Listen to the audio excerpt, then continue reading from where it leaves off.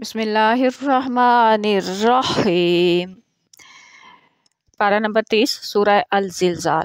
پچھلے لیسن میں ہم نے سورہ زلزال کا تعارف پڑھا تھا۔ آج ہم سورہ زلزال کی فضیلت پڑھیں گے، اور سورہ زلزال کی جو فضیلت ہے وہ کچھ مفسرین نے کچھ احادیث کی روشنی میں خاص فضیلت بتائی ہے۔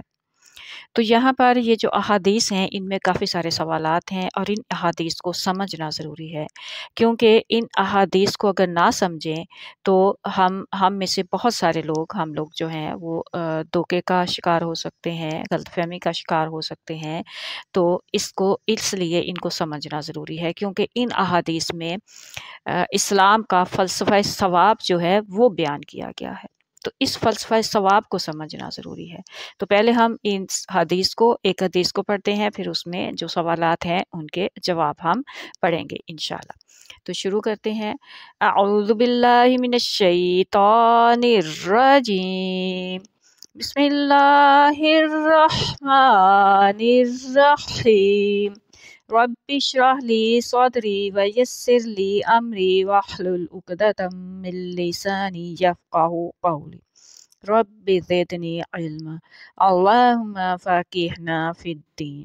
جی، یہاں پر احمد، ابو داؤد اور نسائی کی روایت میں ایک شخص جو ہے وہ رسول کریم صلی اللہ علیہ وسلم کی خدمت میں حاضر ہوا اور اس نے کہا، یا رسول اللہ مجھے قرآن شریف پڑھائیں۔ آپ صلی اللہ علیہ وسلم نے فرمایا، الف لام را والی 3 سورتیں پڑھا کرو۔ اچھا، اب یہاں پر ہم رک کے پہلے یہ دیکھتے ہیں کہ الف لام را والی صورتیں کون سی ہیں۔ تو الف لام را سے 5 صورتیں شروع ہوتی ہیں۔ سورہ یونس، سورہ ہود، سورہ یوسف، سورہ ابراہیم اور سورہ الحجر، یہ 5 صورتیں الف لام را سے شروع ہوتی ہیں۔ لیکن یہاں پر جو لفظ ہے وہ 3 کا ہے، لیکن یہاں مخصوص نہیں کیا گیا کہ کون سی 3 صورتیں، یہ نہیں بتایا گیا۔ ہاں، آپ لوگ اس بارے میں کیا سوچتے ہیں کہ کون سی 3 صورتیں ہو سکتی ہیں، یا کوئی سی بھی 3 صورتیں ہو سکتی ہیں، یہ ضرور کمنٹ میں بتائیں۔ جب رسول کریم صلی اللہ علیہ وسلم نے فرمایا کہ الف لام را والی 3 صورتیں پڑھا کرو، تو اس آدمی نے کہا، یا رسول اللہ میں بوڑھا ہو گیا ہوں، حافظہ خراب ہو گیا ہے، زبان سخت ہو گئی ہے، اس لیے مجھے کوئی اور صورت بتائیے۔ اس پر آپ صلی اللہ علیہ وسلم نے فرمایا کہ سباحہ والی صورتیں پڑھ لیا کرو، 3 سباحہ والی صورتیں پڑھ لیا کرو۔ اب یہاں پر بھی رک کے ذرا دیکھتے ہیں کہ سباحہ والی صورتیں کون سی ہیں۔ تو سباحہ لفظ سے 3 صورتیں شروع ہوتی ہیں، سورہ الحدید، سورہ الحشر اور سورہ الصف۔ لیکن مسبحات میں 5 صورتیں ہیں۔ سباحہ سے 3 صورتیں شروع ہوتی ہیں، اور 2 صورتیں جو ہیں وہ یو سباحہ سے شروع ہوتی ہیں۔ جیسے سباحہ سے سورہ حدید، سورہ الحشر، سورہ الصف شروع ہوتی ہے، اور یو سباحہ سے سورہ الجمعہ اور سورہ التغابن شروع ہوتی ہیں۔ سورہ التغابن۔ تو مسبحات میں 5 ہیں صورتیں، لیکن سباحہ لفظ سے شروع ہونے والی 3 صورتیں ہیں۔ تو رسول کریم صلی اللہ علیہ وسلم نے فرمایا کہ 3 سباحہ والی صورتیں پڑھ لیا کرو۔ لیکن اس پر بھی اس شخص نے وہی جواب دیا، اس نے کہا، یا رسول اللہ میرا حافظہ خراب ہو گیا ہے اور میں بوڑھا ہو گیا ہوں، میری زبان سخت ہو گئی ہے، تو آپ مجھے کوئی اور جامع صورت بتا دیں، جامع صورت۔ ٹھیک ہے۔ اس پر رسول کریم صلی اللہ علیہ وسلم نے فرمایا، اذا زلزلات الارض زلزالہا والی صورت جو تھی وہ سنائی، اور کہا کہ یہ پڑھو، یہاں تک کہ جب آپ نے یہ صورت پڑھ چکے تو اس شخص نے کہا، مجھے قسم ہے اس ذات کی جس نے آپ صلی اللہ علیہ وسلم کو حق کے ساتھ مبعوث فرمایا ہے، کہ میں اس سے زیادہ کچھ نہیں پڑھوں گا۔ اس پر رسول کریم صلی اللہ علیہ وسلم نے فرمایا، یہ چھوٹا آدمی یعنی کمزور اور بوڑھا شخص جو ہے وہ کامیاب ہو گیا، یہ کمزور اور بوڑھا شخص جو ہے وہ کامیاب ہو گیا۔ اس حدیث کا دوسرا جو حصہ ہے اس پر اب یہ اس کے بعد وہ شخص جو ہے وہ چلا گیا۔ جب وہ چلا گیا تو رسول کریم صلی اللہ علیہ وسلم نے پھر فرمایا کہ اسے واپس بلاؤ۔ اسے واپس بلایا گیا۔ جب وہ واپس آیا تو رسول کریم صلی اللہ علیہ وسلم نے فرمایا کہ اللہ تعالیٰ نے مجھے یوم الضحیٰ یعنی عید الاضحیٰ کا بھی حکم دیا ہے۔ اللہ تعالیٰ نے یہ اس امت کے لیے عید بنائی ہے۔ اس نے کہا، یا رسول اللہ تو بتائیے، یعنی آپ کی اس بارے میں کیا رائے ہے کہ اگر میرے پاس اونٹ یا بکری نہ ہو، صرف میرے پاس ایک اونٹنی ہو جو کسی نے تحفۃً دی ہو، تو کیا میں اسے عید الاضحیٰ پر ذبح کر دوں؟ رسول کریم صلی اللہ علیہ وسلم نے فرمایا، نہ، ایسا ہرگز نہ کرنا، بلکہ اپنے بال منڈوانا یعنی حجامت کروانا، اپنے ناخن کاٹنا، اپنی مونچھوں کے اگلے حصے کے بال چھوٹے کروانا اور زیر ناف بالوں پر اس طرح پھیرنا جو اللہ تعالیٰ کے نزدیک تمہاری قربانی ہو گئی۔ اب دیکھیے، اب اس میں جو سوالات ہیں کہ کیا اتنا کام کر کے لوگوں کی قربانی ہو جاتی ہے؟ تو پھر انہیں اتنے بڑے بڑے اونٹ بکرے اور اتنے پیسے لگا کے قربانیاں کرنے کی کیا ضرورت ہے؟ تو اس کے اندر جو فلسفہ ہے اس کو ہمیں سمجھنا ہے، اس حدیث کو۔ تو ہم سٹیپ بائی سٹیپ اس کے جو سوالات ہیں ان کے جواب دیکھیں گے۔ سب سے پہلے جب رسول کریم صلی اللہ علیہ وسلم نے کہا کہ الف لام را والی صورتیں پڑھا کرو، تو اس شخص کو اگر اس نے پہلے قرآن بالکل نہیں سنا ہوتا یا پڑھا ہوتا تو اسے ان کا پتہ نہیں ہوتا، جبکہ اسے ان کا پتہ تھا، تو اس کا مطلب ہے اس نے قرآن پہلے سن رکھا تھا اور ان صورتوں کو بھی الگ الگ پہچانتا تھا، اس لیے اس نے یہ کہا کہ میں یہ صورتیں نہیں پڑھ سکتا، میری صحت اب اس کی اجازت نہیں دیتی۔ اس سوال کا جواب پھر سبحہ والی صورتیں جب بتائیں تو اس پر بھی اس شخص نے یہی کہا، یعنی کہ وہ سبحہ والی جو صورتیں تھیں ان کو بھی الگ الگ پہچانتا تھا، اسے پتا تھا، اس لیے اس نے کہا کہ میری صحت اس کی بھی اجازت نہیں دیتی، تو آپ کوئی اور صورت بتا دیجیے۔ اس پر رسول کریم صلی اللہ علیہ وسلم نے سورہ زلزال جو ہے وہ بتائی۔ اب اگر یہاں پر یہ سوال ہے کہ اگر سورہ زلزال جو ہے اس کی فضیلت زیادہ تھی الف لام را والی صورتوں سے اور سبحہ والی صورتوں سے، تو رسول کریم صلی اللہ علیہ وسلم پہلے ہی سوال پر اسے سورہ زلزال بتا دیتے، جبکہ پہلی بار رسول کریم صلی اللہ علیہ وسلم نے اسے الف لام را والی صورتیں بتائیں، تو اس کا مطلب ہے ان کی فضیلت زیادہ ہے۔ پھر دوسری بار جب اس نے کہا تو سبحہ والی صورتیں بتائیں، یعنی ان کی بھی فضیلت جو ہے وہ زیادہ ہے۔ اس کے بعد تیسری بار جب اس نے کہا کہ میں یہ نہیں کر سکتا، تو رسول کریم صلی اللہ علیہ وسلم نے سورہ الزلزال جو ہے وہ اسے سنائی، اسے بتائی۔ تو اس پر جو مفسرین ہے ان کی ان صورتوں پر خاص فضیلت نکالنا وہ درست جو ہے وہ معلوم نہیں ہوتا، درست ثابت نہیں ہوتا ہے۔ جی، اس کے بعد یہ سوال کہ کیا وہ رسول کریم صلی اللہ علیہ وسلم سے قرآن پڑھنے کے لیے آیا تھا؟ تو اس نے پہلے سے قرآن جو ہے وہ پڑھا ہوا تھا، اس کو سنا ہوا تھا، اسی لیے وہ صورتوں کو الگ الگ پہچانتا تھا اور اس کو پتہ تھا اس کا، تو وہ پڑھنے نہیں آیا تھا، بلکہ رسول کریم صلی اللہ علیہ وسلم سے پوچھنے آیا تھا کہ مجھے کوئی چھوٹی صورت بتا دیجیے جو میں پڑھتا رہوں۔ جس طرح ہمارے یہاں کہا جاتا ہے نا کہ مجھے کوئی وظیفہ بتا دیجیے، تو اس کا مطلب یہ ہوتا ہے وظیفے کا کہ وہ اکثر پڑھتا رہتا ہے انسان، یا پھر دن میں کوئی وقت نکال کے اس کو زیادہ پڑھتا ہے، مطلب کوئی وقت نکال کے گھنٹے کے لیے یا آدھے گھنٹے کے لیے یا کچھ دیر کے لیے اس کو پڑھتا ہے۔ تو اس طرح سے جس طرح ایک انسان ورد کرتا رہتا ہے یا تو ہر وقت یا کچھ وقت کے لیے، تو اس کا مطلب کچھ اس طرح سے تھا کہ مجھے کوئی صورت بتا دے جو میں پڑھتا رہوں۔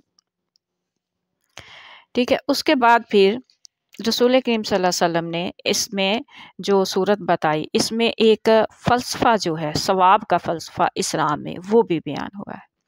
وہ کیسے بیان ہوا ہے کہ اسلام جو ہے یہ ایک ایسا مذہب ہے جو ہر شخص کے لیے ہے،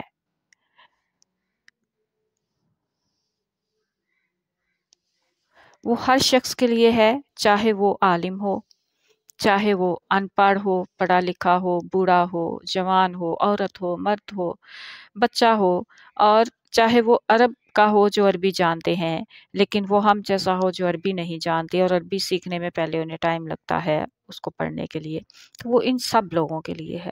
لیکن سب لوگوں کا علم برابر نہیں ہے، سب لوگوں کی صحت برابر نہیں ہے، سب لوگوں کا حافظہ برابر نہیں ہے، لیکن قرآن تو سب کے لیے ہے، اسلام تو سب کے لیے ہے۔ اور رسول کریم صلی اللہ علیہ وسلم جو تھے وہ تو خاص طور پر اس بات پر زور دیتے تھے کہ قرآن کو پڑھو، اس پر عمل کرو، اور جو بھی شخص مسلم ہے اور وہ اسلام سے دلچسپی رکھتا ہے اور उसे हकीकी जो है वो मोहब्बत है इस्लाम से, कुरान से, तो वो इस बात पर यकीन रखता है कि उसकी जो ईमान है उसका दारोमदार सिर्फ़ और सिर्फ़ कुरान करीम पर है, और ये कि वो उतना ही खुदा ताला के करीब जा सकता है जितना करीब के वो कुरान करीम के जा सकता है। इन हालात में अगर एक बूढ़ा शख्स है या एक अनपढ़ औरत है, उनका हाफ़ज़ा जो है वो उतना नहीं है, और एक गैर अरब है जो अरबी ज़ुबान नहीं जानता, और इस कदर उसके पास वक़्त भी नहीं कि वो ज़्यादा वक़्त जो है वो उसको दे सके। कोई मज़दूर है, उसने मज़दूरी करनी है, उसने अपने बाल-बच्चों का पेट पालना है, वो इतना वक़्त नहीं दे सकेगा। लेकिन सवाब, फिर क्या वो सवाब से महरूम रह जाएँ? जिन लोगों के पास सहूलतें हैं, एक जो अरब में है उसे अरबी सीखने की ज़रूरत नहीं पड़ती। एक जो पढ़ा लिखा शख्स है या जिसके पास सहूलतें हैं, जो अमीर है, वो तो ज़्यादा वक़्त दे सकता है, ज़्यादा हाफ़ज़ा है, ज़्यादा सेहतमंद जो है वो भी ज़्यादा बेहतर है। तो क्या जो कमज़ोर है उसके लिए सवाब ख़त्म हो जाएगा? नहीं, ये इस्लाम सबके लिए है। तो ये खुदा ताला का निज़ाम है सवाब के लिए और ताकत के हिसाब से। तो यहाँ इस हदीस में यही समझाया गया है कि जैसे रसूल करीम सल्लल्लाहु अलैहि वसल्लम ने फरमाया, और इन अल्फाज में उन लोगों की जो कि कमज़ोर हैं, जो फिर ये समझने लग जाएँ या उन्हें मायूसी पैदा हो जाए कि हम कैसे सवाब हासिल कर सकते हैं, हमारे पास वो सहूलतें नहीं, हमारे पास उतना वक़्त नहीं, तो वो क्या करेंगे, उनके लिए उनकी दिलजोई की है इन अल्फाज में, और उनको उस मायूसी से निकाला है और बताया है कि सवाब जो है वो काबिलियत अमल के लिहाज से होता है, ना कि अमल की क्वांटिटी के हिसाब से, यानी कि तादाद के हिसाब से नहीं होता, बल्कि उसकी हैसियत और उसकी ताकत के हिसाब से जो है वो सवाब मिलता है। और इसी बात को जिस तरह के ज़्यादा ताकतवर जो है वो ज़्यादा अमल करेगा और कम ताकत वाला कम अमल करेगा। जिसकी ज़्यादा हैसियत है, एक शख्स जो है वो ऊँट की कुर्बानी दे सकता है, एक शख्स जो है वो बकरे की कुर्बानी दे सकता है, लेकिन एक शख्स है उसके पास बकरे की कुर्बानी देने के भी पैसे नहीं, तो वो क्या करेगा? वो उससे महरूम रह जाएगा? नहीं, अल्लाह ताला ने उसके लिए भी सवाब का ज़रिया रखा है। तो इसलिए इसको समझना जो है वो हमें समझना है, और रसूल करीम सल्लल्लाहु अलैहि वसल्लम ने इसी बात को जो है वो दूसरे तरीके से समझाया कि अल्लाह ताला के नज़दीक जो जिसकी हैसियत जितनी है उस हिसाब से जो वो अमल करता है, अल्लाह ताला उसके हिसाब से उसको सवाब देता है।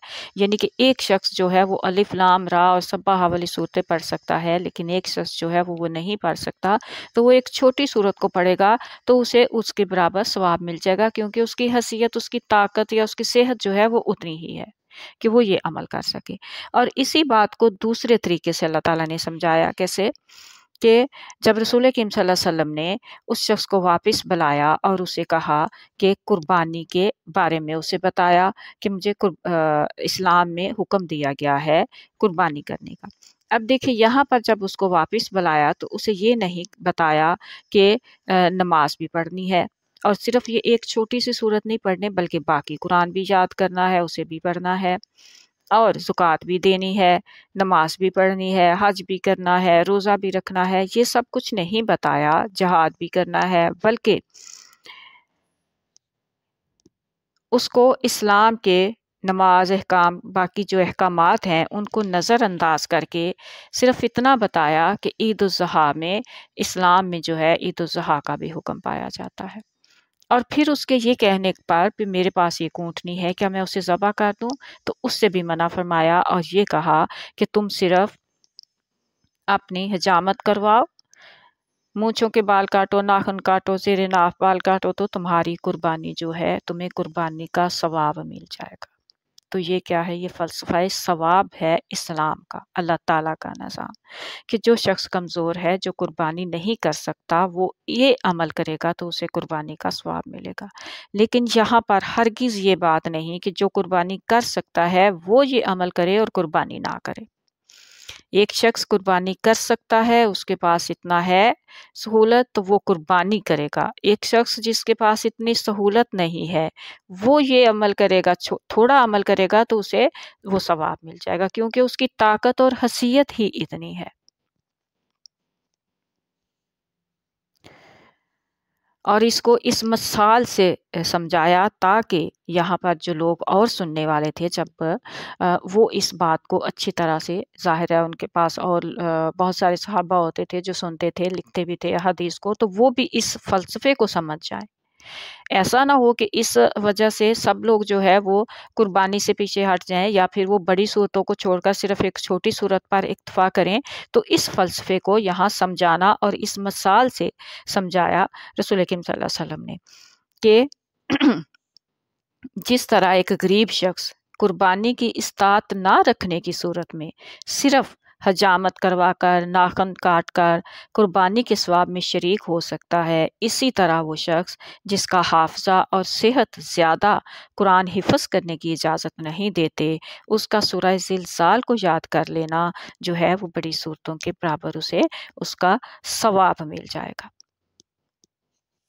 غرض اس شخص کو خاص طور پر بلا کر وہ حکم بتانا جو نماز، روزہ، حج، زکوٰۃ اور جہاد سے بہت کم ہے، یہی بتاتا ہے کہ آپ صلی اللہ علیہ وسلم کا منشا یہ تھا کہ یہ حکمت اس پر اور دوسرے لوگوں پر واضح ہو جائے اور وہ اس دھوکے میں نہ پڑ جائیں کہ سورہ زلزال جو ہے صرف اس پر اکتفا کرنا ہے اور باقی جو قرآن ہے اس کو پیچھے رکھنا ہے یا اس پہ کم توجہ دینی ہے، تو ایسا نہ ہو۔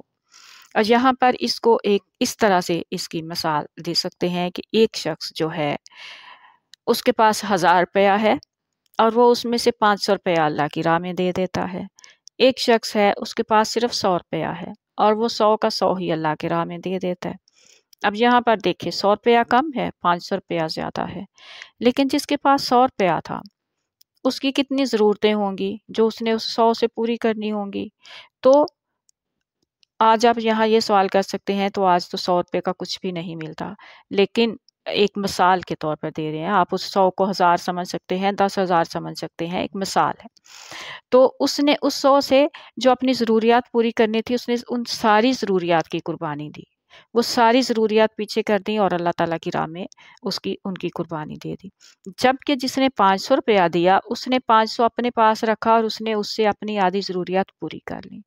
ایک شخص نے اپنی ساری ضروریات اللہ کی راہ میں اس کی رضا کے لیے قربان کی اور ایک نے آدھی کی، تو اب ثواب کس کا زیادہ ہوگا؟